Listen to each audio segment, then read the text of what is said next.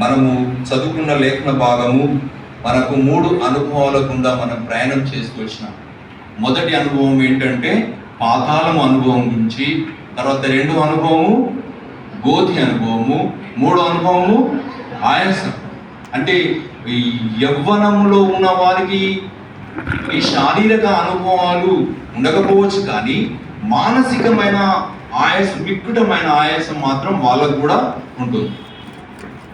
తర్వాత ఈ మికుటమైన ఆయాసము బాగా చదువుకున్న వాళ్ళకు 10/10 వచ్చిన తర్వాత, లేకుంటే 600/600 వచ్చిన తర్వాత, కొన్ని రోజులు అయిన తర్వాత ఆటోమేటిక్గా గర్వం వచ్చేసిన తర్వాత మళ్ళా పడిపోతున్నాను అని తెలుసుకొని మళ్ళీ ఆ గర్వమును విడిచిపెడితే అది కూడా మికుటమైన ఆయాసం.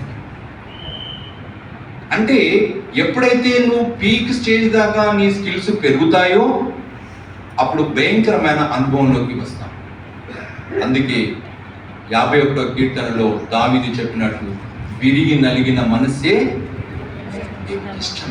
మనం పర్ఫెక్షన్గా ఉండాలని కాదు, కానీ దేవునికి మనము ఆయాసం తెప్పించకుండా దేవునికి మన ప్రాణాత్మ దేహాలను అర్పించుకుంటూ తెప్పరిలో చేసిన ఈ అనుభవాల గుండా మనం ముందుకు వెళ్తాం. ఆరాధనలో ప్రవేశం.